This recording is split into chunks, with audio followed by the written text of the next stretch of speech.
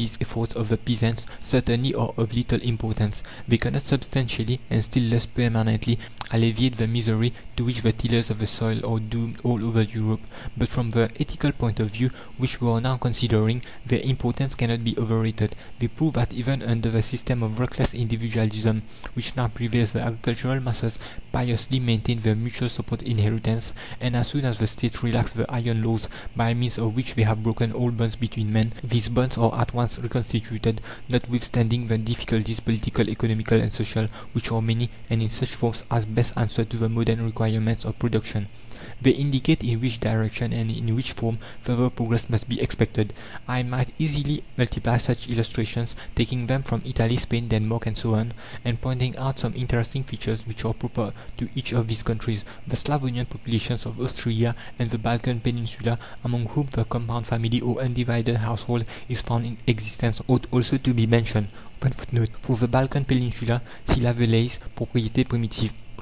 But I hasten to pass on to Russia, where the same mutual support tendency takes certain new and unforeseen forms. Moreover, in dealing with the village community in Russia, we have the advantage of possessing an immense mass of materials collected during the colossal house-to-house inquest which was lately made by several Zemstvos (county councils), and which embraces a population of nearly 20 million peasants in different parts of the country. The facts concerning the village community contained in nearly 100 volumes (out of 450) of these inquests have been classified and summed up in an excellent Russian work by V.V. The Peasant Community (Krestianskaya Ubskina), St. Petersburg, 1892, which, apart from its theoretical value, is a rich compendium of data relative to this subject. The above inquests have also given origin to an immense literature in which the modern village community question for the first time emerges from the domain of generalities and is put on the solid basis of reliable and sufficiently detailed facts. Two important conclusions may be drawn from the bulk of evidence collected by the Russian inquest. In Middle Russia, where fully one-third of the peasants have been brought to utter ruin (by heavy taxation, small allotments of unproductive land, rack rents, and very severe tax collecting after total failures of crops), there was during the first 25 years after the emancipation of the serfs a decided tendency towards the constitution of individual property in land within the village communities. Many impoverished houseless peasants abandoned their allotments, and this land often became the property of those richer peasants who borrow additional incomes from trade or of outside traders who buy land chiefly for exacting rack rents from the peasants. It must also be added that a flaw in the land redemption law of 1861 offered great facilities for buying peasants' lands at a very small expense. The redemption had to be paid by annuities for 49 years. As years went, and the greatest part of it was paid, it became easier and easier to redeem the smaller remaining part of it, and as each allotment could be redeemed individually, advantage was taken of this disposition by traders who bought land for half its value from the ruined peasants. A law was consequently passed to put a stop to such sales. And that the state officials mostly used their weighty influence in favor of individual as against communal ownership. However, for the last 20 years a strong wind of opposition to the individual appropriation of the land blows again through the Middle Russian villages, and strenuous efforts are being made by the bulk of those peasants who stand between the rich and the very poor to uphold the village community.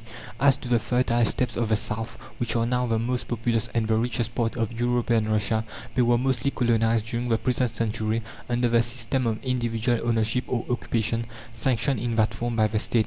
But since improved methods of agriculture with the aid of machinery have been introduced in the region, the peasant owners have gradually begun themselves to transform their individual ownership into communal possession, and one finds now in that granary of Russia a very great number of spontaneously formed village communities of recent origin.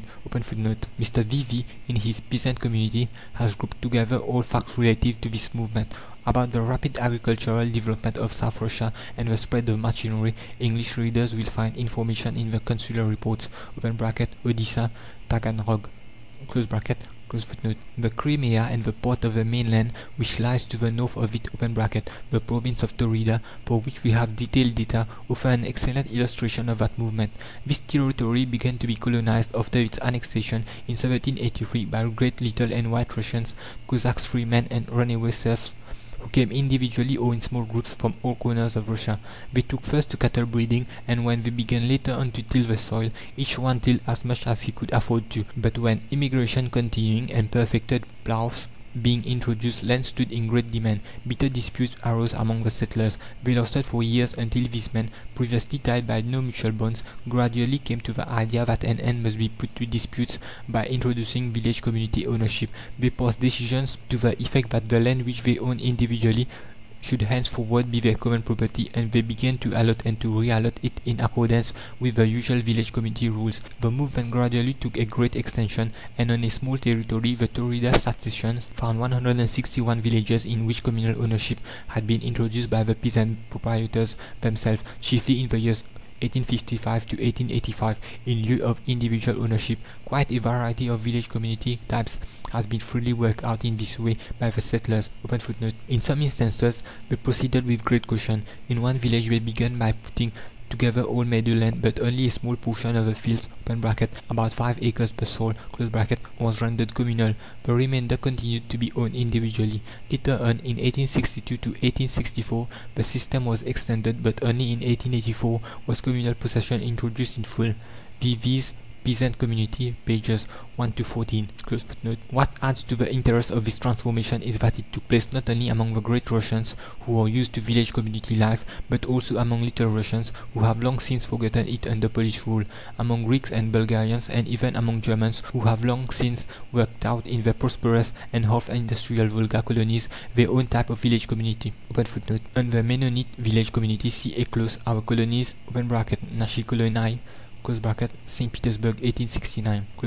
It is evident that the Mussulman Tatars of Torida hold their land under the Mussulman customary law, which is limited personal occupation, but even with them the European village community has been introduced in a few cases. As to other nationalities in Torida, individual ownership has been abolished in 6 Estonian, 2 Greek, 2 Bulgarian, 1 Czech, and 1 German village. This movement is characteristic for the whole of the fertile steppe region of the south, but separate instances of it are also found in Little Russia. Thus, in a number of villages of the province of Chernigov, the peasants were formerly individual owners of their plots. They had separate legal documents for their plots and used to rent and to sell their land at will. But in the 50s of the 19th century, a movement began among them in favor of communal possession, the chief argument being the growing number of pauper families.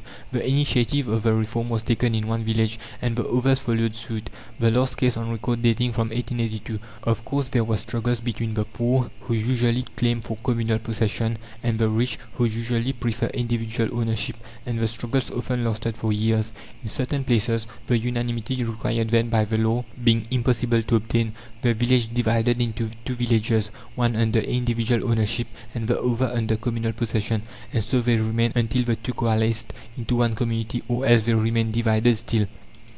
As to Middle Russia, it's a fact that in many villages which were drifting towards individual ownership, there began since 1880 a mass movement in favor of re-establishing the village community.